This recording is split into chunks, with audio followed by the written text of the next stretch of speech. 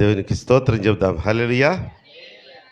మంచి సమయంలోనికి వచ్చాం, ప్రాముఖ్యమైన సమయంలోనికి.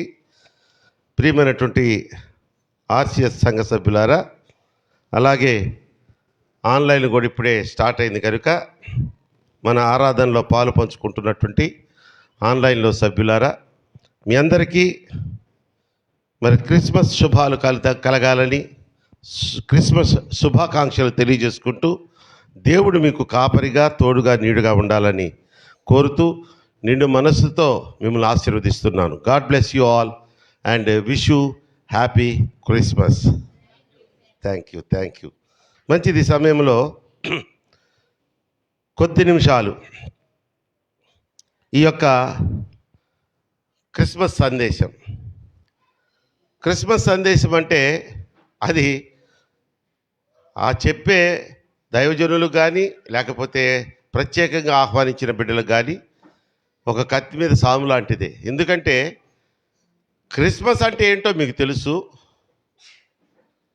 క్రీస్తు అంటే ఎవరో మీరు ఎరిగి ఆయన దేవుడిగా పూజిస్తూ ఆరాధిస్తున్న బిడ్డలు.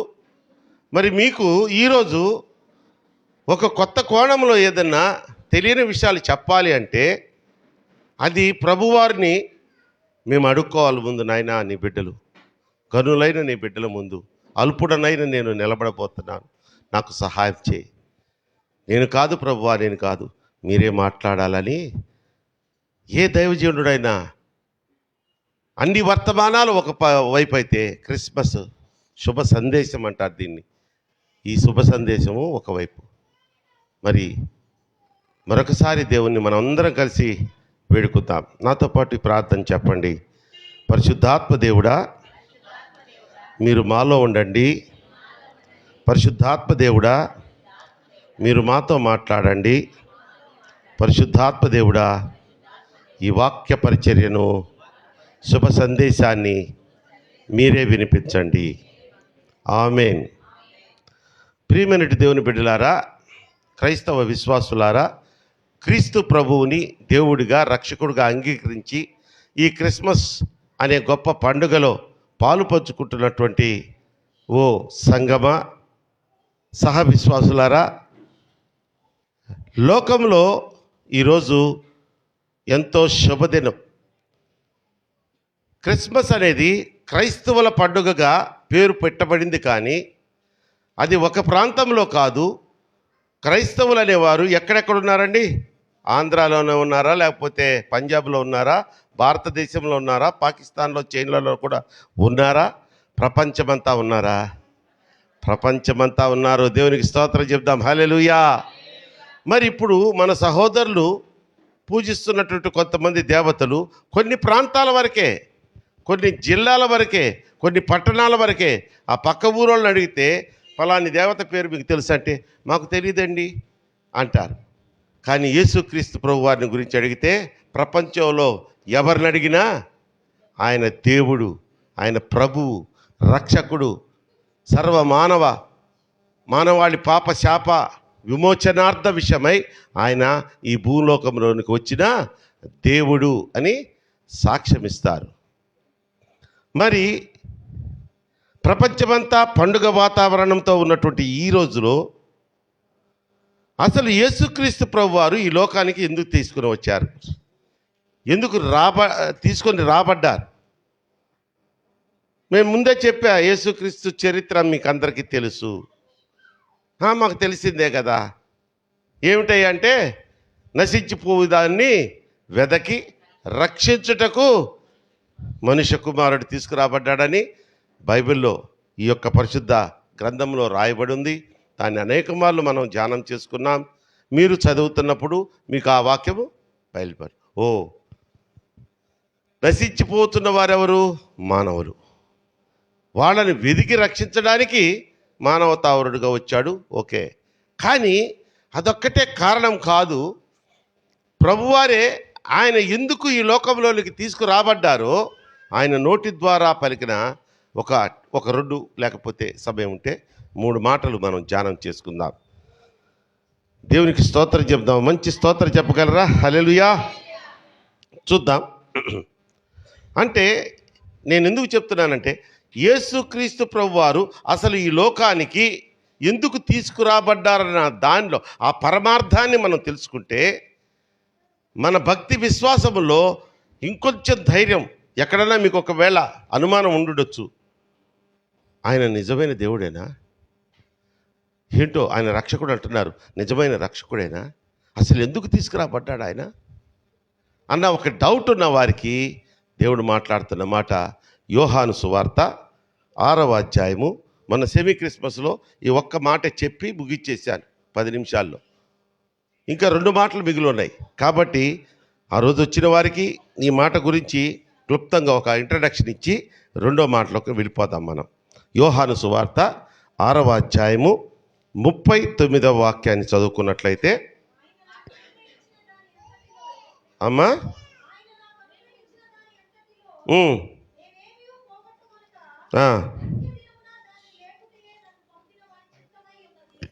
యోహాను సువార్త 6 అదేనా, సరిగ్గా చూసారా? 38 చూడండి. ఎస్, 38 అందరు చూడండి. 38 నా ఇష్టము నెరవేర్చుకున్నటకు నేను రాలేదు, నన్ను పంపిన వాని చిత్తము నెరవేర్చుటకే పరలోకము నుండి నేను దిగి వచ్చి తిని. దేవునికి మంచి స్తోత్రం చెప్దాం. హల్లెలూయా.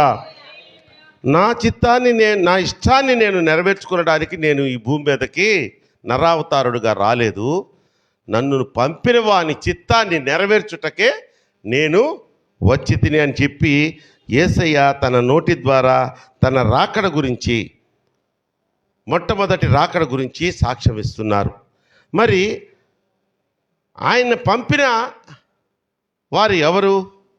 తండ్రి, కుమార, పరిశుద్ధాత్మ త్రయేక దేవుల్లో తండ్రి కుమారుణ్ణి ఒక ప్రణాళికాబద్ధకంగా కొన్ని నియమాలు ఏర్పాటు చేసి ఒక ప్రణాళికని సిద్ధం చేసి, నా కుమారుడా, నువ్వు ఇందు నిమిత్తము ఈ భూలోకంలోనికి వెళ్ళి మానవావతారుడుగా జన్మించి నేను చెప్పిన ఈ ప్రణాళికాబద్ధమైన కార్యాలన్నిటినీ నెరవేర్చాలి అని చెప్పి పంపించబట్టి యేసయ్య అంటున్నారు ఇక్కడ, నా ఇష్ట ప్రకారం రాలేదండి, నేను నన్ను పంపిన వాని చిత్తాన్ని నెరవేర్చుటకు నేను వచ్చానని చెప్తున్నారు. మరి ఆ ప్రణాళిక, ఆయన పంపిన వాని చిత్తం ఏమై ఉంటుంది? మనకు తెలుసు, ఈ లోకములో మానవులు నోవహు జల ప్రళయము తర్వాత సర్వనాశనం చేయబడ్డారు కదా, ప్రపంచమంతా తెలిసిందే కదా. తెలిసిన వారు స్తోత్రం చెప్పండి. హల్లెలూయా. అందరికీ తెలుసు, నోవహులో ఆ యొక్క జల ప్రళయం అనంతరం, దేవునికి స్తోత్రం, హల్లెలూయా,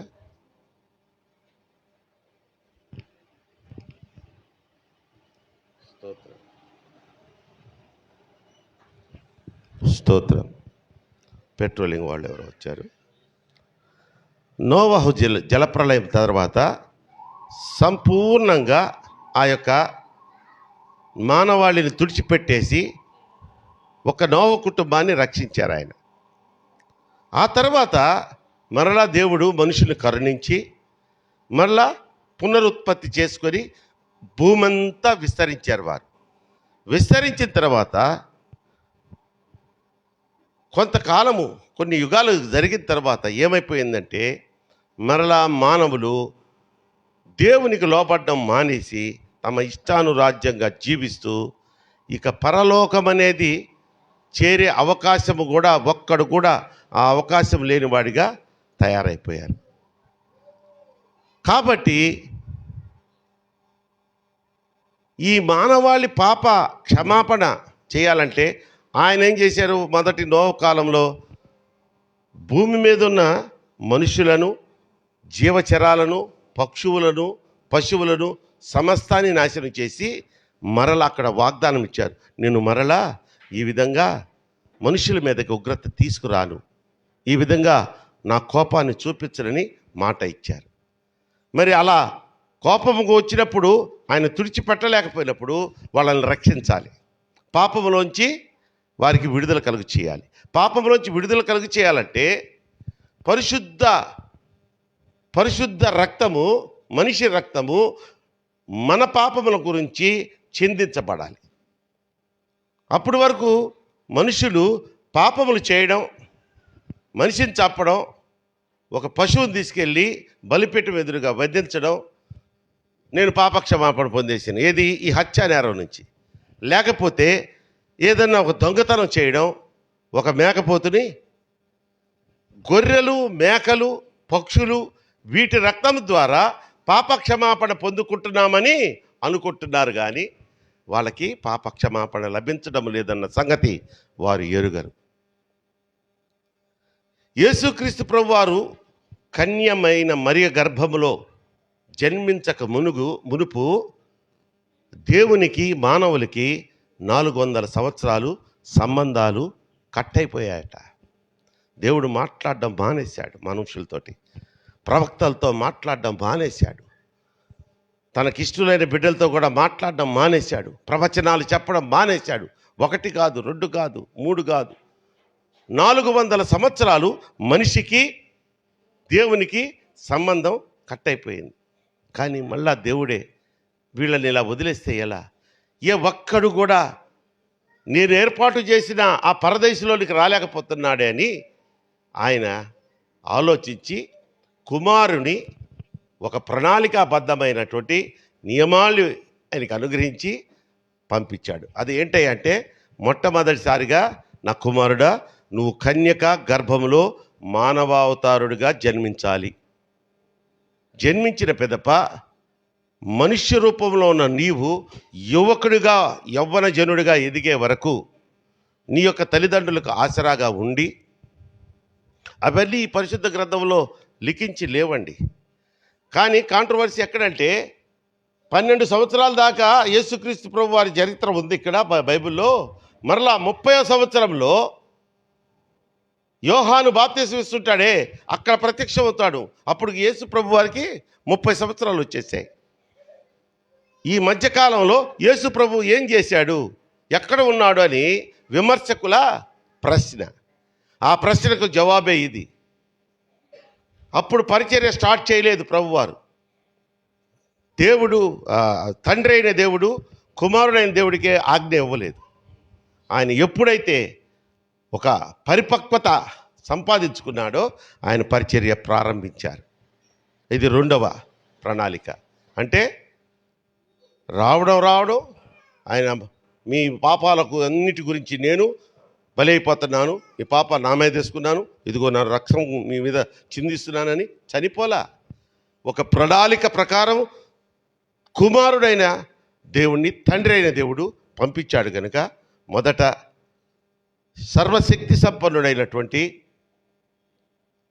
ఆ పరలోక ఆధిపత్యము కలిగినటువంటి దేవాది దేవుడు యేసయ్య అల్పుడుగా, సామాన్యుడిగా, నరావతారుడుగా జన్మించడం మొదటి ప్రణాళిక.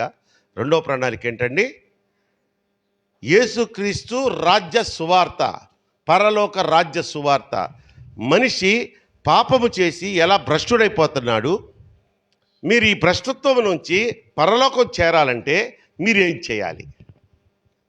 మత్తయి సువార్త 5 తీయొద్దు, నా వైపు చూడండి, అధ్యాయాలు చెప్తున్నా నేను. చదువుతావా? అధ్యాయం అంతా 5, 6, 7 అధ్యాయాలు మొత్తం 3 చదువుతావా? వద్దు, నీకుందే ఓపిక, మా బిడ్డలకి లేదు. ఇప్పటికే కొంతమంది అంటున్నారు. అదంతా మధ్యాహ్నం అదే అన్నారు కదా, ఇప్పుడు ఎవరో నిర్మలమ్మ మంచి దట్టమైన మొక్కలేసినట్టుంది ప్రసాద్ గారికి. ఆయనకి నోట్లో వచ్చి తన్నుకొని వస్తున్నాయి మాటలు. కాబట్టి ప్రియమైన దేవుని బిడ్డలారా, ఆలోచించండి. పరలోక రాజ్య సువార్త 2వ ప్రణాళిక. తండ్రి దేవుని చిత్తం ఏంటంటే, మొదటిది మనిషిగా నువ్వు పుట్టాలి నాయన, తర్వాత పరలోక రాజ్య సువార్త ఎప్పుడు చేయాలి?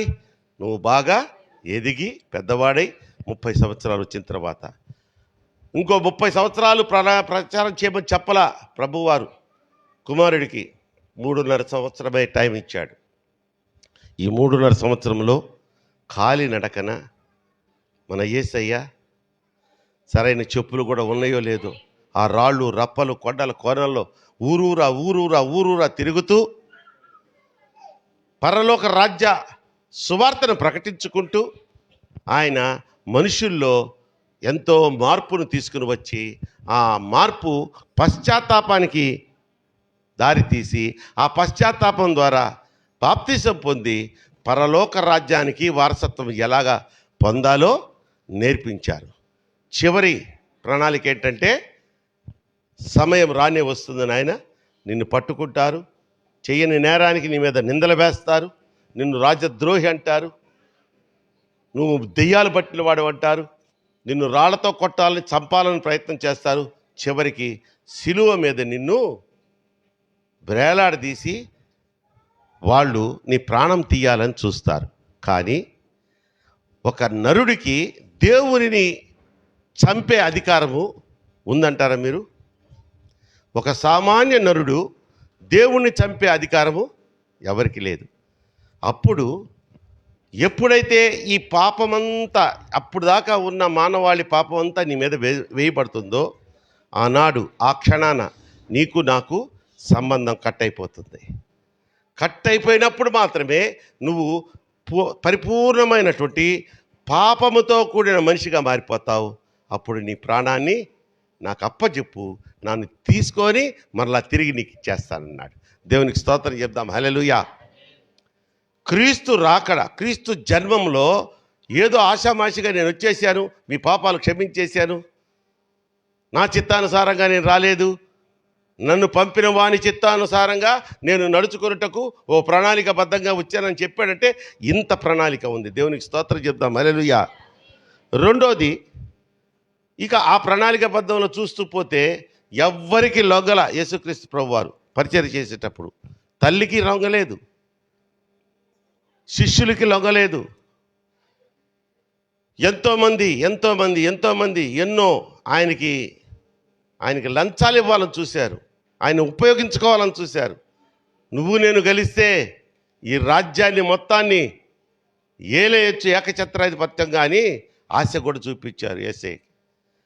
ఈ లోకాన్ని సృష్టించినటువంటి మన దేవుడికి ఒక రాజ్యాన్ని తీకిస్తానని ఆశ చూపించే అవకాశం వాడుకన్నా ఉందా? లేదు. దేవునికి స్తోత్రం చెప్దాం. ఆయన ఎలా గెత్సెమనే తోటలో ఒక భారమైనటువంటి ప్రార్థన చేశాడు. తండ్రి, నీకు ఇష్టమైతే ఈ గిన్నె నా వద్ద నుంచి తొలగించు అన్నాడు. ఆ గిన్నె ఏంటంటే ఆ మరుసటి రోజు జరగబోతున్నటువంటి సిలువ మీద బలియాగం. అది ఘోరమైనది, కడు క్రూరమైనది. దాన్ని భరించగలిగే శక్తి ఆయనకున్నా ఆ క్షణాన ఎందుకో యేసయ్య కొంచెం తండ్రిని అడిగి, అయినను నీ చిత్తమే జరుగునుగాక. పరలోకము నుండి వధించబడినటువంటి గొర్రె పిల్లగా దిగి వచ్చాడు. మన పాప శాపములు ఆయన మీద వేసుకున్నాడు. సిలువలో బలి అయిపోయారు. ఆయన మళ్ళా తిరిగి తండ్రి దగ్గరికి వెళ్ళిపోయాడు. యేసుక్రీస్తు వారు ఎందుకు మన భూలోకానికి తీసుకురాబడ్డాడన్న మొదటి కారణం ఆయన చిత్తాన్ని, ఇష్టాన్ని చేయడానికి కాదు, తండ్రి ప్రణాళికను నెరవేర్చడానికి. దేవునికి స్తోత్రం చెప్దాం. హల్లెలూయా. రెండోదిగా చూసుకున్నట్లయితే మత్తయి సువార్త 9వ అధ్యాయం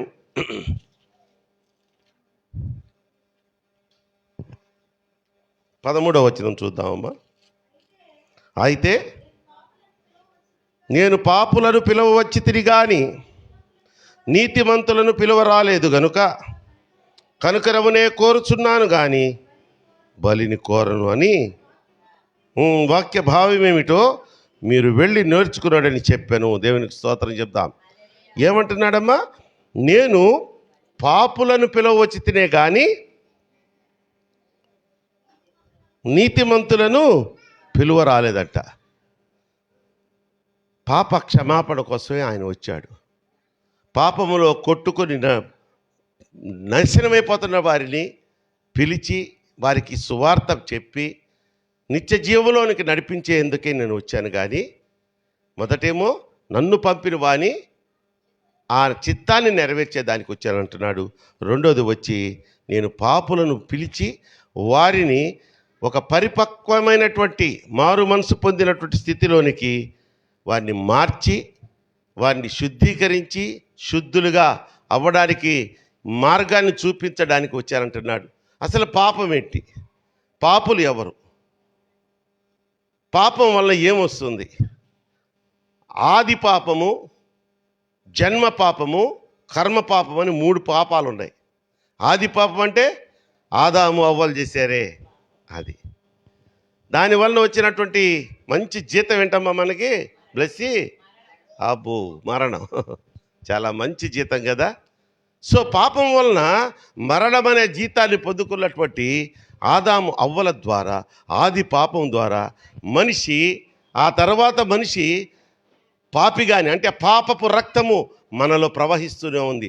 ఆదాము చేసిన ఆజ్ఞాతిక్రమం వలన వారికి సంక్రమించిన ఆ పాప శిక్ష మరణం అనేది, ఆ తదనంతరము అదే వీన్ కదా మంది, అదే జీన్ కదా, మనలో ఆ పాపం ప్రవహిస్తూనే ఉంది.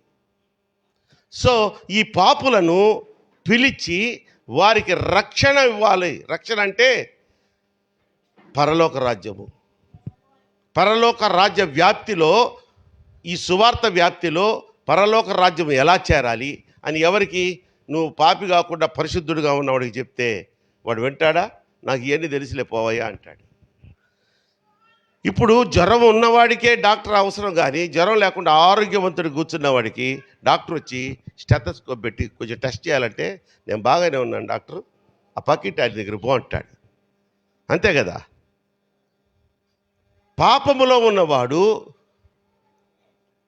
ఒక రక్షకుని చేతిలో పడితే ఆ పాప శాప విమోచన పొందుతాడు, కానీ పరిశుద్ధుడిగా ఉన్నవాడైతే అవసరం లేదు. కానీ పరిశుద్ధులు ఎవరైనా ఉన్నారా మనుషుల్లో? మన ఆది పాపం అంటే ఆదాము అవ్వలు చేసిన పాపమే ఈనాడు ఈ రోజుకు కూడా మనలో ప్రవహిస్తూ ఉంది.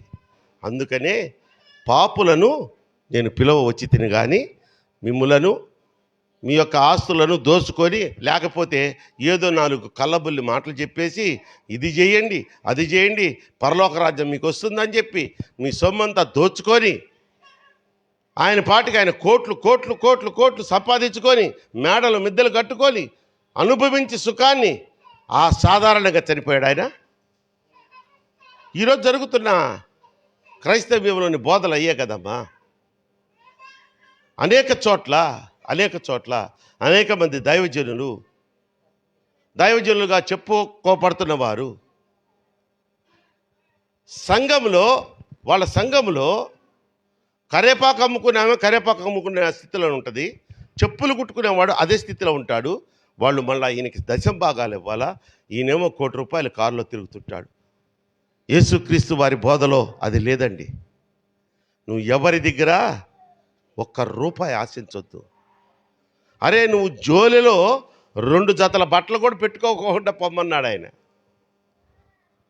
కొన్ని దగ్గరలో అయితే అసలు నీకు ఆ సంచి కూడా అవసరం లే, స్ట్రైట్ నీకు నేనున్నాను కదా, నువ్వు ఆశ్రయించు, ఒకళ్ళ ఇంటికి పోయి నీకు శుభములని చెప్పు, నీకు సమాధానం తిరిగి వచ్చిందా, అక్కడి నుంచి నీ శుభము ఆ ఇంట్లో ఉండు, లేదా అది నివాస యోగ్యమైన ఇల్లు కాదని చెప్పి నీ కాలి ధూళి ఆ ఇంట్లో దులిపేసి వెళ్ళిపో, తీర్పు దినమున వాళ్ళ సంగతి నేను చూసుకుంటా అన్నాడు. సువార్త అంత సింపుల్గా చేయమంటే సువార్త ఈరోజు ఎలా అయిపోయిందంటే కాస్ట్లీయెస్ట్ అయిపోయిందమ్మా, వ్యాపారం అయిపోయింది. ఎంత ఆర్భాటం ఉంటే, ఇప్పుడు నేనున్నాను ఇక్కడ, ఈయన నాకు బాడీ గార్డ్, ఇటు పక్క ఇంకొక ఆయన, అక్కడ బెట్ల దగ్గర, మళ్ళీ వీళ్ళందరికీ ఒకటే డ్రెస్సు, సూట్లు, డ్రెస్సు కాదు దైవజనుడి. అరే సంఘ పాస్టర్ అంటే ఆ బొడ్డోడు వాడి దగ్గర నుంచి ఇంకా పెద్దోళ్ళ దాకా వచ్చి చక్కగా మనసు విప్పి మాట్లాడుకునే స్వతంత్రత ఉండాలా. అతను సంఘ కాపరి అంటే. సంఘ కాపరికి విశ్వాసులకి సంబంధం లేకపోతే ఆయన సంఘ కాపరి ఎలా అవుతాడు? మీరు సంఘ విశ్వాసులు ఎట్లా అవుతారు? కొన్ని చోట్ల భయంకరంగా టీవీలు పెట్టేసి కాపరేమో ఎక్కడో ఉంటాడు, హైదరాబాద్లోనో వైజాగ్లోనో లేకపోతే విజయవాడలో ఉంటాడు. ఈయన సంఘం అంట ఎక్కడో ఉంటుందంట కర్నూలులో, అక్కడ ఈయన ఉండడు. అక్కడ పెద్ద ఇంతకంటే పెద్ద పెద్ద పెద్ద మందిరాల్లాగా షెడ్లాగా నిర్మించి అందులో పెద్ద టీవీలు పెట్టేస్తే ఈయన హైదరాబాద్లో చెప్పేదో, విజయవాడలో చెప్పేదో, లేకపోతే వైజాగ్లో చెప్పేదో అక్కడ టీవీ మీద వస్తుంటే మనం ఉన్నాం చూసావా, మా సంఘం మా విశ్వాసం అనుకుంటా, ఆయన చెప్పేది ఏంటో పోతా ఉండడమే. పర్సనల్గా అటాచ్మెంట్ ఉండాలా ఒక సంఘ కాపరికి. అందుకనే యేసుక్రీస్తు ప్రభు వారు ఆయన తలుచుకుంటే ఒక రాజాది రాజు వంశంలోనో అంతఃపురంలోనో పుట్టి అక్కడి నుంచి స్వార్థ చేయలేకపోయి ఉండేవాడా? అక్కడి నుంచి కూడా చేసి ఉండేవాడు. లే, ఈ స్థాయి నుంచి చెప్తేనే అందరికీ అర్థమవుతుందని ఆయన రిక్తుడిగా చేసుకొని చాలా తగ్గించుకొని, వాళ్ళ నాన్నగారు ఏం చేస్తారో తెలుసా? మన యేసుబాబు గారి నాన్నగారు ఆయన వృత్తి ఏంటి? వడ్రంగి అంటే కార్పెంటర్. అంటే ఇప్పుడు కార్పెంటర్స్ బాగా సంపాదిస్తున్నారమ్మో, అప్పట్లో ఏమి లేదురా, చాలా తక్కువ, రోజు కూలి లాంటిది అనమాట. ఆ వడ్రంగి వారి ఇంట్లో ఎందుకు పుట్టాడు?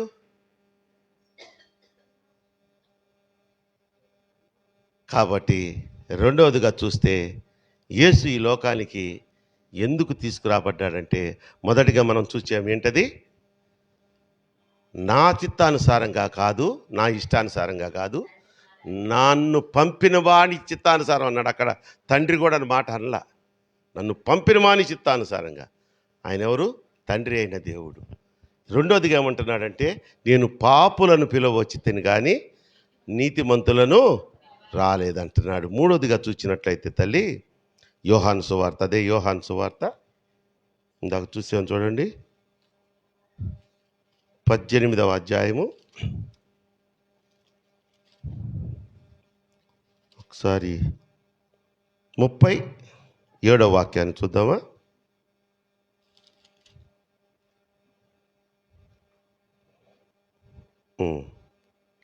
యోహాను సువార్త 18వ అధ్యాయము 37వ వాక్యం. అందుకు పిలాతు, నీవు రాజువా అని ఆయనను అడుగగా, ఎవరిని? యేసయ్యని. అక్కడ యేసయ్య ఏమంటున్నారు? నీవన్నట్లు నేను రాజునే, సత్యమును గూర్చి సాక్ష్యమిచ్చుటకు నేను పుట్టి తిని. దేవునికి ఒక మంచి స్తోత్రం చెప్దాం. నువ్వు రాజువా అని అడిగాడు ఆయన. ఎవరు? పిలాతు. ఆయన న్యాయం తీరుస్తున్నటువంటి ఆ రోజుల్లో ఉన్న న్యాయాధిపతి. ఆయన ముందు నిలబెట్టారు యేసయ్యని దోషిలాగా. అప్పుడు ఏంటయ్యా అభియోగం ఏంటంటే, ఇతను యూదులకు రాజుని ప్రకటన చేసుకుంటున్నాడండి. రాజ్యదోషము, ద్రోహం అనాల, రాజద్రోహి ఇతను అంటే. అప్పుడు ఆయన కూడా వచ్చి, నువ్వు రాజువా యేసు, నువ్వు రాజువా? నువ్వు అన్నట్టే నేను రాజును. సత్యమును అంటున్నాడు. ఆ కింద ఏమంటున్నాడు? సత్యమును గూర్చి సాక్ష్యమిచ్చుటకు నేను పుట్టి తిని అంటున్నాడు. ఆ కింద మళ్ళీ ఇందు నిమిత్తమే ఈ లోకమునకు వచ్చి తిని. దేని గురించి? సత్యమును సాక్ష్యం ఇచ్చుటకు నేను ఈ లోకమునకు వచ్చి తిని, సత్య సంబంధి అయిన ప్రతివాడును నా మాట వినును. సత్య సంబంధి అంటే సత్యమును అనుసరించువాడు, సత్యమును ఎరిగినవాడు నా మాట వింటాడు. చదువమ్మా. అందుకు పిలాతు చూడమ్మా, నేను అందుకనే ముందే చెప్పా, పిలాతు ఎవరండి? న్యాయాధిపతి. న్యాయాధిపతి అడుగుతున్నాడు, సత్యం అంటే ఏంది అంటున్నాడు. సత్యం అంటే ఏంటో ఎరగనటువంటి వాడు న్యాయాధిపతి, తీర్పరి. ఆయన యేసుకు ఏ పాప మెరుగుని యేసుక్రీస్తు ప్రభువాన్ని ఆ బోరును నిలబెట్టి తీర్పు తీర్చి సిలువ వేయమని తీర్పునిచ్చాడు. పాపులను రక్షించుట కోసమే కాదు ఆయన వచ్చింది, సత్యమును స్థాపించుటకు. ఆ రోజుల్లోట సత్యం అనేది ఈ లోకంలో అసలు తెలియదట. సత్యం అంటే ఏంటనేది యేసుక్రీస్తు ప్రభువారి దాంట్లో మనం చూస్తే, ఈ లోకంలో మనము ఒక సత్యవంతుడు ఉంటాడు, ఒక అబద్ధికుడు ఉంటాడు. వీళ్ళిద్దరూ వాద్యం ఆడుకొని కోర్టులు ఉన్నాయి మనకి కదా, మన విజయవాడలో కోర్టులు ఉన్నాయి కదా. ఆ కోర్టులకు వెళ్తారు, లేకపోతే పంచాయతీలు తీర్చే వాళ్ళ దగ్గరకు కూడా వెళ్తారు. ఈ పంచాయతీలు తీర్చే వాడి దగ్గర న్యాయం ఉండదు, సత్యం ఉండదు. వాడికి ఎవడైతే డబ్బులు ఎక్కువ ఇస్తాడో వాడి సైడ్ మాట్లాడేస్తాడు అసత్యమైన. కానీ ఆ రోజుల్లో ఇంకా ఎంత దుర్మార్గంగా ఉందంటే, ఈ శాస్త్రులు పరిసయ్యులు అనేవారు పరిశుద్ధ గ్రంథములో నుండి ధర్మశాస్త్రంలో ఉన్న మర్మాలన్నీ దాచేసి ప్రజలకు తెలియనీయకుండా వారు చెప్పిందే ధర్మం, వాళ్ళు చెప్పిందే సత్యం, వారు చెప్పిందే సర్వం అన్నట్టుగా ప్రవర్తిస్తూ వస్తున్న ఆ దినాల్లో యేసుక్రీస్తు ప్రభువు వారు అంటున్నారు, నేను సత్యమును స్థాపించడానికి వచ్చానంటున్నాడు. ఏది? దోషిగా నిలవబెట్టబడినటువంటి యేసయ్య నేను సత్యాన్ని స్థాపించేదానికి వస్తున్నానంటే, ఆయన న్యాయం తీర్చే న్యాయాధిపతి. సత్యం అంటే ఏంటయ్యా? ఘోరం కదా. అందుకనే ఆ రోజుల్లో మనుషుల్లో ఒక నీతి నియమం లేకుండా ఇష్టానురాజ్యంగా వారి చిత్తానుసారంగా వారికి అనుకూలమైనటువంటి అన్యాయ పనులు చేస్తూ ఉన్నప్పటికీ ప్రభువారి మీద నీలాప నిందలు వేసి, ఇతను రాజద్రోహి, నేను రాజును అన్నాడు, ఇంకోళ్ళ దగ్గరికి వెళ్ళి ఇంకేదో చేశాడు, ఇంకోటి వచ్చి, వాళ్ళందరూ సెట్టెడ్ పీపుల్, అంటే ఏర్పాటు చేయబడినటువంటి వ్యక్తులు, అబద్ధ సాక్షులు. ఆయన ధైర్యంగా చెప్తున్నాడు, నేను సత్యాన్ని స్థాపించడానికి వచ్చి. సత్యం అంట మనల్ని స్వతంత్రులుగా చేస్తుందంట. దేవునికి స్తోత్రం చెప్తాం. స్వతంత్రులుగా అంటే ఏంటమ్మా? ఇప్పుడు నాకు ప్రసాద్ గారికి స్నేహం లేకపోతే ఆయన దగ్గర నాకు స్వతంత్రం ఉండదు. ప్రసాద్ గారు నాకు ఒక 100 రూపీస్ ఇవ్వండి, నాకు అర్జెంటుగా కావాలని అడిగే స్వతంత్రత ఎప్పుడు వస్తుంది? మా ఇద్దరి బంధం, స్నేహ బంధం బలపడినప్పుడు. యేసు నేను సత్యమును స్థాపించడానికి వచ్చానంటే నేనే. ఇదిగో మనం ఈరోజు రాస్యం పైన ఏం చదవండి? నేనే మార్గమును, నేనే సత్యమును, నేనే జీవమునై ఉన్నాను. ఎవరైనా? యేసు. అందుకని ముందు పెట్టాను చూసారా? యేసు అన్న మాట అది. నేనే మార్గమును, నేనే సత్యమును, నేనే జీవమును. సో సత్యము అంటే యేసయ్య మనల్ని స్వతంత్రులుగా చేస్తుందట. స్వతంత్రులుగా చేసుకున్నాం కనుకనే ఈరోజు ఆయన మన కొరకు చేసిన ఆ గొప్ప రక్షణ ప్రణాళికను స్వతంత్రించుకోగలుగుతున్నాం. దేవునికి స్తోత్రం చెప్దాం. హల్లెలూయా. ఏ విధంగా స్వతంత్రించుకోగలుగుతున్నాం? ఆయన మన కొరకు శిలువలో కాల్చిన రక్తాన్ని మనం అంగీకరించి నమ్మి బాప్తిసం పొందుట ద్వారా మనం ఆయన సత్యాన్ని స్వతంత్రించుకుంటున్నాం. సరే, బాగానే ఉంది. ఈరోజు 3 మాటలు నేర్చుకున్నాం మనం. యేసుక్రీస్తు ప్రభువారు ఎందుకు ఈ భూలోకానికి తీసుకురాబడ్డారు ఒకసారి జ్ఞాపకం ఉన్న వాళ్ళు చెప్తారా? నంబర్ 1 పాయింట్, నా తండ్రి చిత్తాన్ని నెరవేర్చడానికి వచ్చానన్నారు. నంబర్ 2 పాయింట్, పాపులను పిలువటానికి వచ్చాను. అంతేగాని ఇంక పరిశుద్ధుడు అవ్వలేరు. పాపులనంటే అందరి కోసం, నశించిపోతున్న వాళ్ళని పిలిచి వాళ్ళకి రక్షణ మార్గం నేర్పించి రక్షణలోనికి నడిపించేదానికి వచ్చానంటున్నాడు. 3వది వచ్చి సత్యాన్ని స్థాపించడానికి వచ్చానంటున్నాడు. సరే, మనము ఈ 3 ఒకవేళ ఫలించాం. ప్రభువు చిత్తాన్ని నెరవేర్చడానికి వచ్చిన యేసయ్యని, పాపులను పిలవడానికి వచ్చిన యేసయ్యని, రక్షణలోకి నడిపించడానికి వచ్చిన యేసయ్యని, అలాగే సత్యవంతుడైన సత్యాన్ని స్థాపించడానికి వచ్చిన యేసయ్యని నిజరక్షకుడుగా అంగీకరించాం. మనస్ఫూర్తిగా ఆయన దేవుడిగా నమ్మాం. బాప్తిసం తీసుకున్నాం. బలలో చేయబెడుతున్నాం. ప్రతి క్రిస్మస్ పండుగ చేసుకుంటున్నాం. జనవరి 1 ఇంకా అద్భుతంగా ఆయనలో పరవశిస్తూ ఉన్నాం. కానీ ప్రభు యొక్క సాక్షులుగా మనం నిలబడాలంట. అదే చివరిగా ఒక మాట చెప్పి మీకు ఈ వాక్యాన్ని నేను ముగించదలుచుకున్నాను. చూడండి ప్రియులరా, ఇవన్నీ చేసిన ప్రతివాడు క్రైస్తవుడు అనిపించుకోడు. నువ్వు యేసుక్రీస్తు ప్రభువాన్ని నమ్మావు, రక్షణ పొందావు, బాప్తిసం పొందావు, బల్లలో చేయబెడుతున్నావు, ఆదివారం గుడికి వస్తున్నావు, మంచి కానుకిస్తున్నావు, దైవజనుడంటే లోబడి ఉంటున్నావు, పెద్దలంటే మాట వింటున్నావు. కానీ ప్రభువారు చూపిన ప్రేమను మనం చూపించలేకపోతే, యేసుక్రీస్తు ప్రభువారి ప్రేమ మనలో కనపడకపోతే మనం క్రైస్తవులమే కాదు, క్రీస్తు బిడ్డలమే కాదు. మదర్ తెరీసా గురించి ఒక్క మాట చెప్పి ముగిచ్చేస్తాను. మదర్ తెరీసా అందరికీ తెలుసు కదమ్మా. ఎవరామె? అది తెలీదు. మదర్ తెరీసా తెలుసు. గొప్ప సంఘ సంస్కర్త, సేవకురాలు. ఆమె కలకత్తా ప్రాంతంలో చేస్తున్నప్పుడు, సర్వీస్ చేస్తున్నప్పుడు ఎదురుగా ఒక పూజారి ఉండేవాడంట. ఈమె ఆశ్రయానికి, సేవాశ్రయానికి ఎదురుగా. ఈమె రోజు ఇంటి నుంచి ఆ సేవాశ్రయానికి లేకపోతే బయటకు వెళ్ళి వచ్చేటప్పుడు ఆ మందిరం, ఆ హిందూ మందిరం, ఆ పూజారి ఎదురుగుండా పోవాల. పోయేటప్పుడు థూ అని వస్తాడంట, వచ్చేటప్పుడు థూ అని వస్తాడంట. పోయేటప్పుడు థూ, దీని ముఖం ముండమోపి ముఖం అని, అంటే క్రైస్తవులకి బొట్టు ఉండదు కదా, ముండమోపి మొహం అనేవాడంట. సిగ్గులేని జన్మ దీంది అని తిట్టేవాడంట. అమ్మ తెలుసుగా, లాస్ట్లో ఒగిపోయింది. కానీ యవన దశలో మదర్ తెరీసా మంచి చక్కగా నిలబడి ఉన్న ఫోటోస్ చాలా ఉన్నాయి. ఆమె అలా వెళ్ళిపోతూ వస్తూ ఉండేది. ఒక్క మాట తిరిగి అనేది కాదట. కొంతకాలం అలా అయిపోయిన తర్వాత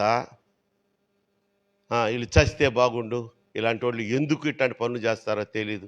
అవి ఏం చేస్తుందండి? కుష్ఠరోగులకు తన చేతులతో ఆ పుండ్లు గాయాలు కడిగి దానికి మందు రాసి, మరి కొంతమందికి అసలు ఏళ్ళు కూడా తినలేకపోతుంటే ఆమె తినిపించి, ఈ సేవ చేస్తున్న ఒక క్రైస్తవురాల్ని ఒక హైందవ పూజారి ఇలాంటి మాటలు అంటున్నప్పుడు ఆమె ఏమి తిరిగి అనకుండా వెళ్ళిపోయిందంట. కొంతకాలం అయిపోయిన తర్వాత సడన్గా ఆయన ఆ మందిరం ఉంది, ఆ పూజా మందిరం, ఆయన కనపట్టలేదంట. ఆ పూజారి చూసింది 1 రోజు, 2 రోజులు, 10 రోజులు, 15 రోజులు, నెల రోజులు చూసింది. అడిగిందంట అక్కడ ఆ వేరే పూజారి ఎవరో ఉంటే, అయ్యా ఇక్కడ ఒక పూజారి గారు ఉండాలి, అంతకుముందు ఏమయ్యారయ్యా అంటే, అమ్మా వాడు తగిన శాస్తి అనుభవిస్తాడమ్మా, నీలాంటి ఆయన మళ్ళీ పూజారి చెప్తున్నవాడు. ఆయన ఈమె చేసే సేవను గుర్తించిన వాడు, అవతల వాడు సేవను గుర్తించకుండా కేవలం ఒక మతాన్ని, వీళ్ళు మదర్ తెరీసా ఆరాధించే దేవుణ్ణి ద్వేషించేవాడుగా ఉన్నాడు. అమ్మా నేను నిన్ను మాట్లాడినాడమ్మా, ఎంత అసహించుకున్నాడమ్మా, వాడి తగిన శాస్తి జరిగిందమ్మా అంటే, అయ్యో ఏమైందయ్యా, ఏమన్నా ప్రమాదమా అంటుందంటే, ప్రమాదం కాదమ్మా, వాడు కుష్టి వచ్చి అడుక్కుదంటున్నాడమ్మా రోడ్లలో, ఇంట్లో వాళ్ళంతా తరివేశారు. కుష్టి ఉన్నవాడిని ఇంట్లో ఎవడు పెట్టుకుంటాడండి? భార్య తరివేసింది, బిడ్డల దగ్గర రానిట్లేదు, రోడ్లలో పడి అడుక్కు తింటున్నాడమ్మా. ఎక్కడున్నాడు అడ్రస్ తెలియదమ్మా. లిటరల్లీ మదర్ తెరీసా గారు, ఆ తల్లి, మహాతల్లి, క్రీస్తు ప్రేమను చూపించింది. అందుకే ప్రపంచ ప్రఖ్యాత సంఘ సేవకురాలుగా ఆమె ఆమె గుర్తింపు పొందింది. దేవునికి ఒక మంచి స్తోత్రం చేద్దాం. హల్లెలూయా. ఆమె ఒక ఆటో తీసుకొని వారం రోజులు ఆ పూజారి కోసం కొలకత్తా అంతా వెతికిందంట. పెద్ద పట్టణం కదండి. ఆ పూజారి గారిని అడిగితే, బాగున్నాయని, ఎక్కడనే ఎదుగుతావమ్మా, మాకు తెలియదు అడ్రస్ అన్నాడు. ఒక చోట దొరికాడు. మాసిపోయిన గడ్డం, ముక్కు సైపిడైపోయాడు. తెలుసు కదా వాళ్ళకి, కుష్ఠరోగులకు ఒకలాగా ముసుగేసుకొని. గుర్తుపట్టింది తల్లి. వాడు చూశాడు ఆటోలోంచి దిగడం. ఆమె ఏదో పని మీద వచ్చింది రాని గబుక్కుని తిరిగి వెళ్ళిపోబోతా ఉంటే, పూజారి గారు అంటూ పిలుస్తా ఆయన దగ్గరికి వెళ్ళిందంట. అమ్మా ఏంటమ్మా నన్ను పిలుస్తున్నావు ఏంటంటే, మీకోసమే వస్తున్నాను, నేను వారం రోజుల నుంచి మీకోసం వెతుకుతున్నాను అని. అమ్మా ఏంటమ్మా, నిన్ను ఎన్ని దుర్భాషలాడాను, ఊశాను, నిన్ను ముండమోపిదన్నాను, కురూపి అన్నాను అంటే అవన్నీ వదిలేసాయి. అప్పుడు నువ్వు ఉన్న స్థితిలో నువ్వు అలా అన్నావు. ఏనాయనా ఇంట్లోంచి తరిమేశారా, నీ భార్య వదిలేసిందా, నీ బిడ్డలు కూడా నేను పట్టించుకోవట్లేదా అంటే బోరంటే ఏడ్చాడంట. ఏడవకు దా, నీకు ఇష్టమై నాతో వస్తే నా ఆశ్రమంలో నీ యొక్క గాయాలకు నేను మందు రాసి నీకు వైద్యం చేసి ఆ కుష్ఠరోగం నుంచి నీకు విడుదల కలిగజేస్తాను, వస్తావా అంటే, వస్తానమ్మా అంటే కాళ్ళ మీద పడిపోయాడంట. ఆయన తీసుకొని వెళ్ళి ఆయన గాయాలు కట్టి మంచి ఆహారం పెట్టి ఆయనకి దాదాపు ఒక 6 నెలల లోపల ఆ కుష్టు అనేది లేకుండా చేసేస్తే ఆయన ఈరోజు గొప్ప దైవ సేవకుడిగా తయారై సేవ చేస్తున్నాడంట. దేవునికి స్తోత్రం చేద్దాం. థూ ముండబొమ్మ ఉంది అనంగలోనే థూ యాదవా అని మనం అంటే క్రీస్తు ప్రేమ అదేగా అనిందా తల్లి. యేసయ్య జన్మించి 2021 సంవత్సరాలు అయిపోయింది తల్లి. ఆయన అన్నీ మనకు నేర్పించి ఆయన వెళ్ళి మన కోసం రెస్ట్ తీసుకోవడంలా ఆయన మన కోసం పొద్దున్న లేస్తే తండ్రి దగ్గర అయ్యా ఏదోలేయ్యా ఏదోలేయ్యా అయ్యా అమ్మాయి ఏదోలేయ్యా అమ్మాయి నాయనా ఆయన ఏదోలేయ్యా ఆయన మన గురించే విజ్ఞాపన ప్రార్థన. అది కాకుండా మన స్థితిగతులను బట్టి పరలోక రాజ్యం మనకు సిద్ధపరుస్తున్నాడట. మనం ఏం చేస్తున్నాం? మంచిగానే ఉన్నాం మనం. We are good Christians. నేను మిమ్మల్ని ఏమి విమర్శించడం లేదు తల్లి, కుంగిపోవద్దు. We are all good Christians. మంచి క్రైస్తవులు మనం, మంచి విశ్వాసము. ఎందరికో లేని భాగ్యం మనం పొంది ఉన్నాం. కానీ ఆయన ఇంకొక చిన్నది కోరుకుంటున్నాడు. నిందకు ప్రతినింద చేయకుండా, నీ శత్రువును ద్వేషించకుండా వారిని ప్రేమించడం నేర్చుకో. అది నేను మీ దగ్గర నుంచి కోరుకునే నాకు బలి యాగమంటున్నాడు. దేవునికి స్తోత్రం చెప్దాం. హల్లెలూయా. ఈ యొక్క 2021 సంవత్సరం ఈ యొక్క క్రిస్మస్ ఆరాధనలో యేసుక్రీస్తు ప్రభువారు ఈ లోకానికి ఎందుకు తీసుకురాబడ్డారు, ఆయన ప్రణాళిక ఏంటి అనేది 3 విషయాలు మనం నేర్చుకున్నాం. ఆయన రక్షణ కార్యంలో మనం పొందినటువంటి ఆ గొప్ప భాగ్యం ఏమిటో, ఆ పరలోక ప్రాప్తి ఏంటో మనం నేర్చుకున్నాం. కానీ ఆయన ఈరోజు కోరుతున్నది ఏంటంటే, నేను చూపించిన ప్రేమ.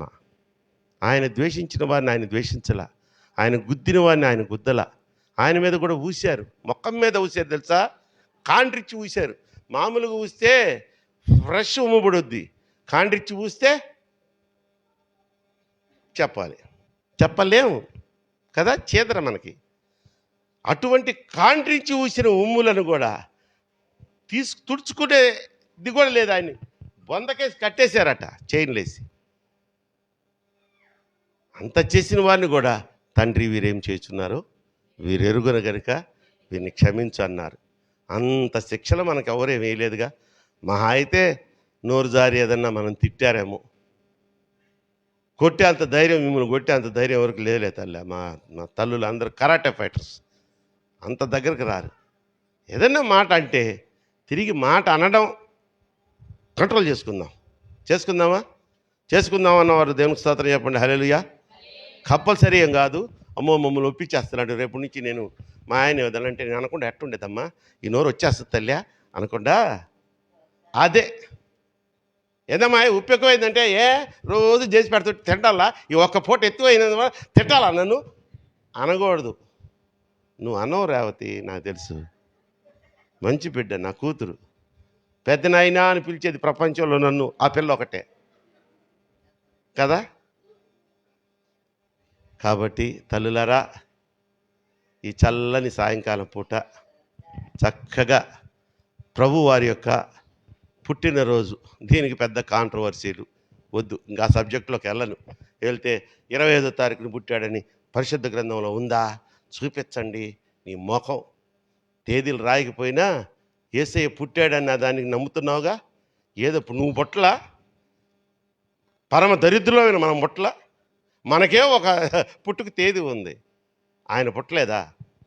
పుట్టుక నమ్మిన వాడివి డేటు నీకు ఏదైతేనేమి. విమర్శలు ఎవరు? ఇతరులుగా తల్లి విమర్శలు చేసేది మన సోదరులు, మన గుంపులు కట్టుకుంటా చూసావా. అరే మనం అందరం 25వ తారీఖున క్రిస్మస్ పండుగ చేయకూడదంటే అలాగేనన్నా.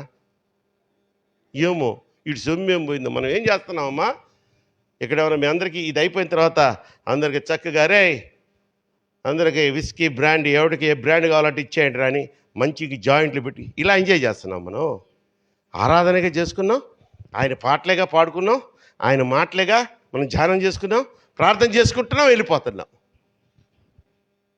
ఇది చేయడం పాపం అంటారు, అదేంటో నాకు అర్థం కాదు.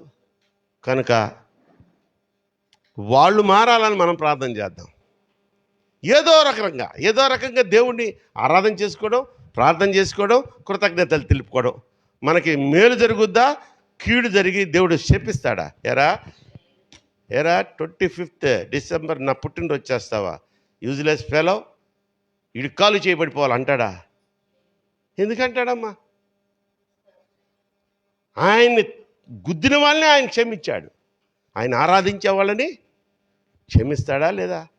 ఆశీర్వదిస్తాడా లేదా? అటువంటి క్రిస్మస్ శుభములు మీ అందరికీ, అలాగే ఆన్లైన్లో ఇప్పటి వరకు ఈ వర్తమానం విన్న బిడ్డలందరికీ కలుగునుగాక. లేచి నుంచుందాం. ఒక చిన్న ప్రార్థన చేసుకున్న తర్వాత మన సెక్రటరీ గారికి నేను సంఘ టైము అప్పచెప్పేస్తాను. అందరం లేచి నుంచుందాం. ఇప్పుడు దాకా కూర్చున్నారు కదా, కొంచెం మీకు రిలాక్స్గా ఉంటుంది. పశ్చాత్తాపంతో కూడిన ఒక చిన్న ప్రార్థన చేసుకుందాం. మనలో మనమే కళ్ళు మూసుకొని అందరం క్వశ్చన్ చేసుకుందాం. క్వశ్చన్ మనలో మనమే. ప్రభువా, యేసయ్యా, నీ మార్గములో నేను నడుస్తున్న దానినే, నీ పరిశుద్ధ గ్రంథములోని లేఖనములు ధ్యానం చేసినటువంటి దాననే, క్రమము తప్పకుండా మందిరంలో జరిగే ఆరాధనకు వస్తున్నవాడను, అన్ని విషయాల్లో నేను నీ ఇష్టానుసారంగా చిత్తానుసారంగా బాప్తిసం కూడా తీసుకున్నాను. ప్రభు బలలో చెయ్యి పెట్టి నీ శరీరాన్ని భుజించి నీ రక్తాన్ని పానం చేస్తున్నాను. ఇన్ని చేస్తున్న నేను నా క్రియల ద్వారా నిన్ను మెప్పించలేకపోతున్నానేమో, నన్ను క్షమించు అయ్యా. నీ హృదయ వేదన ఈరోజు మాకు తెలియజేశారు. నిన్ను మేము మాలో చూపించలేకపోతున్నామన్న బాధ ఈ దిన వర్తమానంలో మీరు మాకు తెలియచేసినందుకు స్తోత్రాలు చెప్పండి. Hallelujah. Yes my lord, yes my lord, yes my Lord. నీలాగే మేము మారాలి నాయన. మమ్మల్ని హింసించిన వారిని మేము దూషించకుండా, మమ్మల్ని తోలనాడి వారిని తిరిగి తోలనాడకుండా, మాకు అన్యాయం చేసిన వారికి తిరిగి అన్యాయం చేయకుండా, శత్రువులను సైతము క్షమించి ప్రేమించే మనసు మాకు దయచేయండి. ఇప్పుడు వరకు నాలో ఆ హృదయం లేదు, ఆ మనసు లేదు, మాలో ఎవ్వరికీ లేదు నాయనా. కానీ ఈ రోజు నుంచి ప్రయత్నం చేస్తాం తండ్రి. అయ్యా, ప్రయత్నం చేసే మా ప్రయత్నాలను సఫలీకృతం చేయి నాయనా. నీవు సఫలీకృతం చేయకపోతే, నువ్వు సహాయం చేయకపోతే నేను మాత్రం అశక్తుడను నా తండ్రి, నేను అశక్తురాలను తండ్రి. అడుగుదామా అడుగుదామా అడుగుదామా? అడగండి తల్లి, అడగండి. తప్పకుండా ఆ శక్తిని మనకిస్తాడు ఆయన. ఆ ధైర్యపరిచే ఆత్మను మనలో ఉంచుతాడు. ఆ కంట్రోల్ చేసుకొని నిగ్రహ శక్తి కలిగినటువంటి ఆత్మను మనలో పెడతాడు. ఇంతకాలం కాలు దువ్వితే మనం 2 కాళ్ళు దువ్వేమేమో, ఒక మాట అవతల వాడంటే 2 మాటలు అన్నామేమో, ఒక చెంప మీద వాడు కొడితే 2 చెంపలు వాయగొట్టేవేమో. కానీ ప్రభు అది కాదంట కోరుకునేది. అది కాదు నాన్న నీకు నేను కోరుకునేది నీ గురించి. నాలాగే నాలాగే నాలాగే క్షమించి వదిలేసేయి, క్షమించి వదిలేసేయి. అంతటితో నేను ఊరుకోన్నానా? నిన్ను హింసించిన వారి గతి నాకు వదిలిపెట్టు, నేను చూసుకుంటానంటున్నాడు. ఇంకెందుకు మనకి భయం, ఇంకెందుకు చింత? నిన్ను హింసించిన వారిని నువ్వు హింసించక యేసయ్యకి అప్పజెప్పు, ఆయనే చూసుకుంటాడు. ఈ 2021 సంవత్సరం ఈ క్రిస్మస్ ప్రత్యేక ఆరాధన, లోకరక్షకుని జన్మదిన ఆరాధనలో పాలు పంచుకున్న మనము ధన్యులము ధన్యులము ధన్యులము అన్నవారు గట్టిగా దేవునికి స్తోత్రం చెప్తాం. Hallelujah. Yes my lord, yes my Lord. ఎన్నో రకాలుగా ఈ లోకములోని ఆశలను, ఈ లోకములోని పాపాన్ని, నేత్రాశను, జీవపు డబ్బాన్ని మేము జుర్రుకుంటున్నామేమో. మమ్ములను మీ ప్రేమతో కట్టిపడేసి నా తండ్రి ఈ సన్నిధిలో జరిగే ఆరాధనలకు తీసుకుని వచ్చి ఇంతసేపు కూర్చోబెట్టావంటే అది మీ యొక్క ఉచితమైన కృపే నా తండ్రి. ఈ కృప నుంచి మేము ఈ యొక్క ఆరాధనకు వచ్చారయ్యా. ఏ ఒక్క బిడ్డను నిరాశగా నిస్పృహతో పంపొద్దు నా తండ్రి, వారిని దాటిపోవద్దు నా తండ్రి. అయ్యా, ఆన్లైన్లో ఉన్న బిడ్డలు, వారికి ఏ అక్కర్లు ఉంటాయో, ఏ శోధనలు ఉన్నాయో, ఏ మనస్తాపాలు ఉన్నాయో, ఏ విషయంలో వాళ్ళు కృంగిపోతున్నారో వారిని కూడా జ్ఞాపకం చేసుకో తండ్రి. అందరూ నీ బిడ్డలే, అందరూ నీ విశ్వాసులే, అందరూ నీవు ఇష్టపడి నీ అరచేతిలో చెక్కుకున్న వారే నా తండ్రి. ఎవరిని విడిచిపెట్టొద్దు నా తండ్రి, ఎవరిని విడిచిపెట్టొద్దు, ఎవరిని విడిచిపెట్టొద్దు. ఈ సమయంలో నోరు విప్పి ప్రార్థన చేస్తున్న ప్రతి ఒక్క బిడ్డకు మీ చెవి యొగ్గి మొరనాలకించి నాయన ఒక పండగ బహుమానంగా నా తండ్రి వారికి ఉన్న సమస్యల నుంచి విడుదల కలగ చేయండి నాయన. ముఖ్యంగా మా యవ్వన కుమార్తెల గురించి ప్రార్థన చేస్తున్నాను తండ్రి.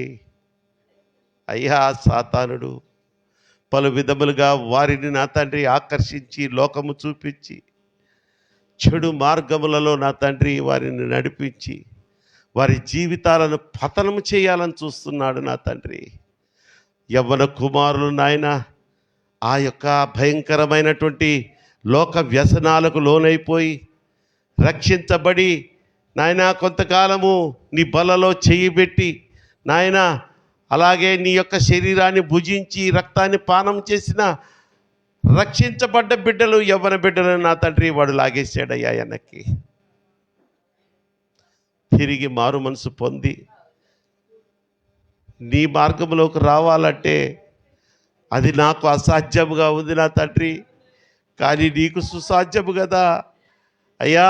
మా యవ్వన కుమారులను గురించి నా తండ్రి నాయన నీ పాదాలు పట్టుకొని వేడుకుంటున్నాను నాయన. రక్షణ లేని బిడ్డల గురించి కాదు నాయన, రక్షణ పొంది వెనక్కి వెళ్ళిపోయిన బిడ్డల గురించి ప్రార్థన చేస్తున్నానయ్యా. ఎంత ఘోరం నా తండ్రి, ఎంత బాధగా ఉంటుందో వాళ్ళని చూస్తూ ఉంటే నాయన. వాళ్ళు సాతానుడి యొక్క కబంధ హస్తాల్లో పట్టబడిపోయి విలవిలవలాడుతున్నారు నా తండ్రి, బయటికి రాలేక. నా తండ్రి, నా తండ్రి, నా తండ్రి, నా తండ్రి విడవద్దయ్యా, వారిని విడవద్దు నా తండ్రి. నీ కృపలో అందరినీ భద్రపరచండి నాయనా. వారి పాపాలకు ఏ విధమైన శిక్ష ఇవ్వకుండా క్షమించి మరలా నా తండ్రి మారు మనసు పొంది తిరిగి నీ మార్గంలోనికి వచ్చేలాగన నీ గొర్రెల వలె వాళ్ళను మార్చుకో నా తండ్రి. నీకు ఇష్టమైన గొర్రెల వలె వారిని ఖాయమని కోరుకుంటున్నాను. అలాగే పెద్దలు నా తండ్రి, ఈ సంఘానికి మూల స్తంభాలుగా ఉన్నటువంటి పెద్దలు నా తండ్రి, రాజ్ కుమార్ గారు, ప్రసాద్ గారు, కృష్ణారావు గారు, వారికి సహకరిస్తున్న బిడ్డలు ఉన్నారు నాయన. ఎంత ప్రేమ కలిగి ఒకరినొకరు నా తండ్రి సలహాలు ఇచ్చుకుంటూ నీ వైపు చూస్తూ నీవు చూపించే మార్గం వైపు సంఘాభివృద్ధి కోసం ఎంతో శ్రమ పడుతున్నారయ్యా. తగిన దీవెన ప్రతిఫలము వారికే కాదు వారి కుటుంబీకులకు వారి సంతానానికి దయచేయండి. విశ్వాసముతో నాయన మారుమూల నిర్మించబడినటువంటి మార్గములన్నీ మూసివేయబడిన ఈ మందిరంలో నా తండ్రి ఇంతమంది ప్రజలు బయట నుంచి కూడా శ్రమకు ఓర్చి వస్తున్నారంటే అయ్యా అది మీరు పిలువబట్టే నా తండ్రి, మీరు పిలువబట్టే వారు వస్తున్నారు నా తండ్రి. ఇక్కడ నిలబడిన నీ దాసుడు నేను ఎందుకు పనికిరాని వాడను నా తండ్రి. Yes my lord, yes my lord. ఈ క్రిస్మస్ ఆనందాన్ని మేము నీ వాక్యము ద్వారా అనుభవించాము, ఆనందించాము నా తండ్రి. పశ్చాత్తాపడ్డాము. ఇంతకాలం మాలో ఉన్న ఆ స్వల్పమైన లోపములను తెలుసుకున్నాము. ఇదిగో సంతోషకరమైనటువంటి హృదయాలతో తిరిగి వెళ్ళబోతూ ఉన్నాము నా తండ్రి. ఏ ఒక్కరిని విడిచిపెట్టకుండా మీ కృపలో భద్రపరచమని, అలాగే అయోగ్యుడనైన నన్ను మరొకసారి నీ సన్నిధిలో నిలబెట్టుకొని నీ మాటలు పలికే ఒక యంత్రంగా నన్ను వినియోగించుకున్నందుకు స్తోత్రాలు చెల్లిస్తూ యేసు నామములో ఈ ప్రార్థన మీకు సమర్పించి బ్రతిమలాడి వేడుకొంచున్నాను నా పరమ తండ్రి. ఆమేన్. అందరికీ వందనాలు. కూర్చోండి.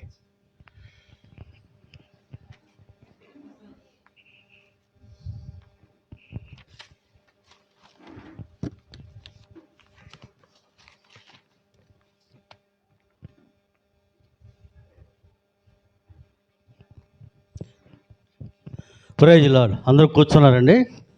మరి చక్కని సందేశం, క్రిస్మస్ సందేశం విన్నారు. మరి అందరి హృదయాల్లో బలపడింది నేను అనుకుంటున్నాను. మరి చక్కగా మరి చెప్పారు మన పాస్టర్ గారు. మరి ఈ సందేశం అందించి మనల్ని ఉత్తేజపరిచినటువంటి మన సంఘ కాపరి అయినటువంటి కె తారాప్రకాష్ గారికి డాక్టర్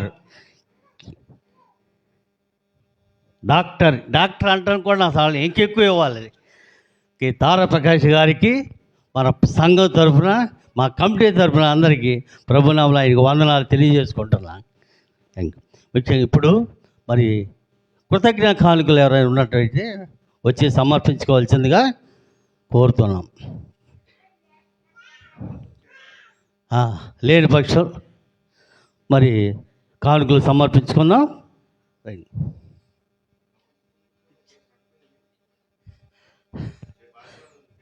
మరి మీ అందరికీ క్రిస్మస్ కవర్స్ అన్నీ ఉన్నాయి. మరి అవి ఇంతవరకు రాలేదు. సుమారు రేపు ఆదివారం అయినా అందజేస్తారని మేము ఎదురు చూస్తుంటాం.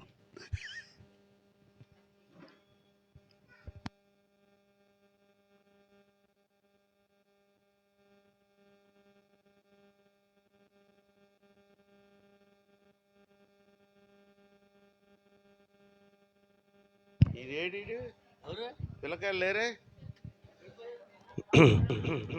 నేనేమై ఉన్నానో నీ దయ వలనే నయ్యా,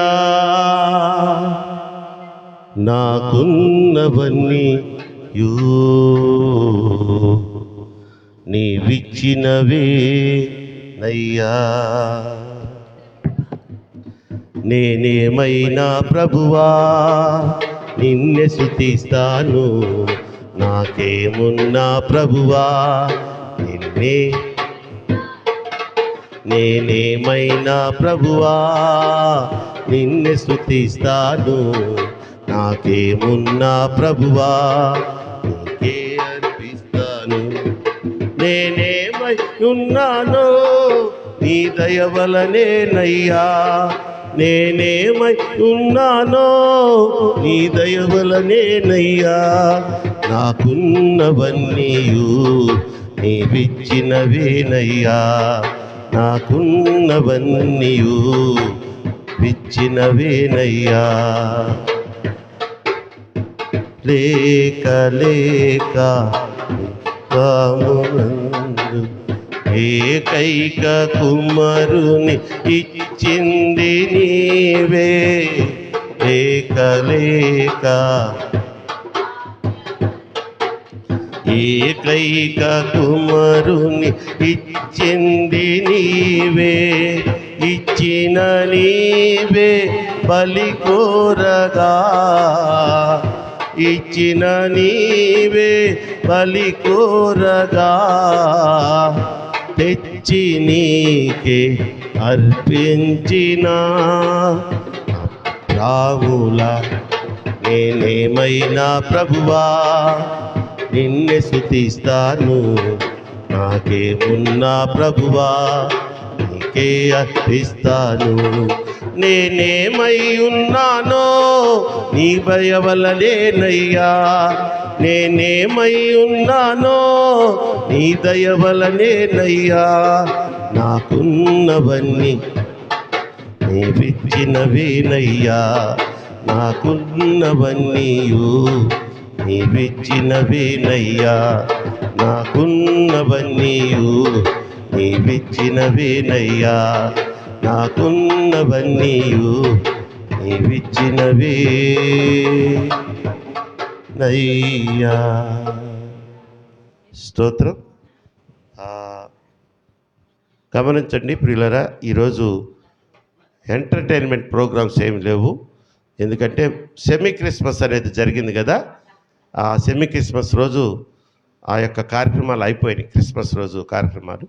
అందుకని రేపు ఫస్ట్ మళ్ళీ ఈవినింగ్ ఇలాగే జరుగుద్ది కదా, అప్పుడు న్యూ ఇయర్ ఆరాధనలో, సాయంత్రం జరిగే ఆరాధనలో బిడ్డలు మళ్ళా మంచి మంచి ప్రదర్శనలు చేస్తారు. మరి అలాగే సండే స్కూల్ పిల్లలకి బహుమతి ప్రదానం ఉంటుంది.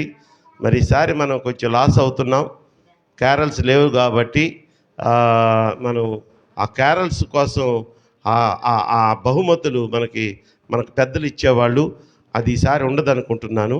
మరి అమ్మ సెమీ క్రిస్మస్ అంటే నేను కూడా చాలా దెబ్బతిన్నా, తెలియక ఒప్పుకున్నా. క్యారల్స్కి వెళ్తే మాకు రూపాయి ఖర్చు ఉండకపోగా వెళ్ళిన గృహంలో అంతా కానుకిస్తారు, సంఘానికి పోయిన వాళ్ళకి పలహారం పెడతారు. సెమీ క్రిస్మస్ అంటే మాకు తడిచి మోపిడయింది తెలుసా, ఖర్చు అయినా భరించింది మన సంఘం. కాబట్టి మళ్ళీ క్యారల్స్కి రాకుండానే క్యారల్స్ బహుమతి అంటే ఎట్లా? అంటే సెమీ క్రిస్మస్కి వచ్చిన వాళ్ళకి బహుమతి, రానోళ్ళు ఎవరున్నారండి సెమీ క్రిస్మస్కి రానోళ్ళు? ఒకసారి మీ చేతులు చూపించండి, బాగా పెద్దగా చూపించాలా, నేను గుర్తుపెట్టుకోవాలా.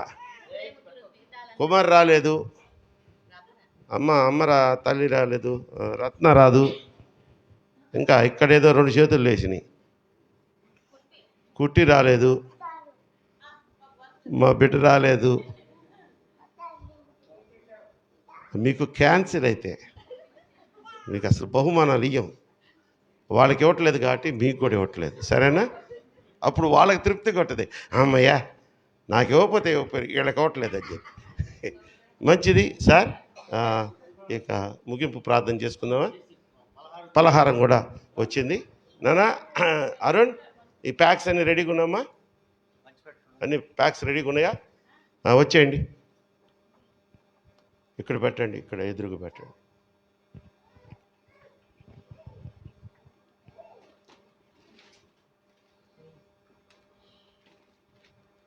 ఈ సభాముఖంగా నేను ప్రకటన చేస్తున్నాను, ఆర్సిఎస్ యూత్కి పండగల కన్నా ఖచ్చితంగా రావడం నేర్చుకోండి.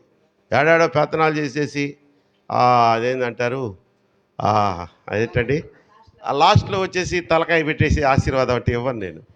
దేవునికి స్తోత్రం చేద్దాం. హల్లెలూయా. మంచిది, ప్రార్థన చేసుకుందాం. చివరి ప్రార్థన, ఆశీర్వాదము, పలహారం. Okay, right.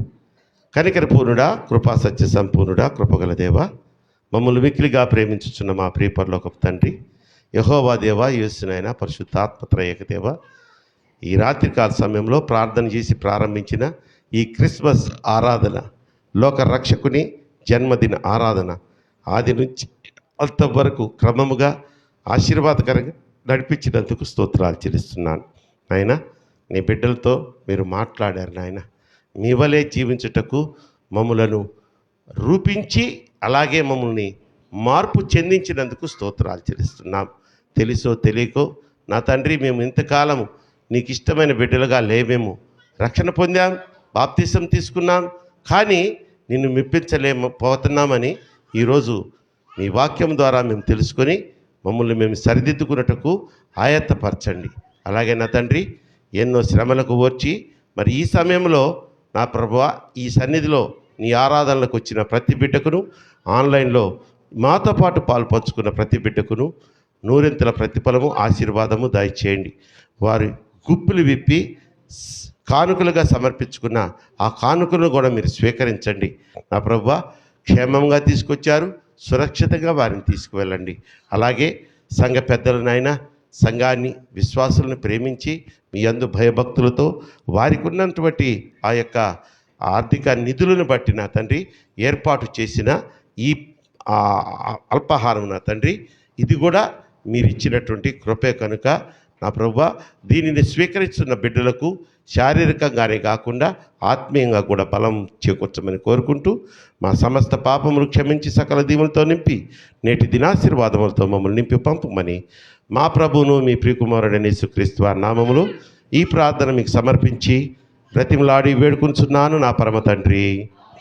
పరలోకమందున్న మా తండ్రి, నీ నామం పరిశుద్ధపరచబడునుగాక, నీ రాజ్యము వచ్చునుగాక, నీ చిత్తం పరలోకమందు నెరవేర్చబడుచున్నట్లు భూమి మీదను నెరవేర్చబడునుగాక. మా ఆయనదిన ఆహారం నేడు మాకు దయచేయము. మా ఇళ్ళ అపరాధం చేసిన వాడిని మేము క్షమించిన ప్రకారం మా అపరాధం క్షమించుము. మమ్మల్ని శోధనలోకి తేక దృష్టిని తప్పించుము. రాజ్యము, శక్తి, మహిమ నిరంతరము నీవే అయ్యున్నావు మా పరమ తండ్రి. ఆమేన్. మన పరమ తండ్రి అయినటువంటి దేవుని ప్రేమయు, మన ప్రభువును ప్రియరక్షకుడైన యేసుక్రీస్తు వారి కృపయు, పరిశుద్ధాత్మ దేవుని అన్యోన్య సహవాసము ఇక్కడ కూడి వచ్చిన ప్రతి బిడ్డకును, ఆన్లైన్లో ఈ ఆరాధనలో పాలు పంచుకున్న ప్రతి బిడ్డకును, సకల పరిశుద్ధులకును సదాకాలము తోడైండును గాక. క్రిస్మస్ శుభములు మీ అందరికీ, మీ కుటుంబాలకు కలుగును గాక.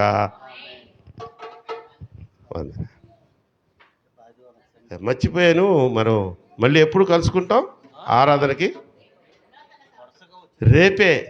మర్చిపోయేసి వెళ్ళి అయిపోయింది అనుకోబాకండి. దేవుడు నిజంగా మనకెంతో కృప ఇచ్చాడు. రాత్రి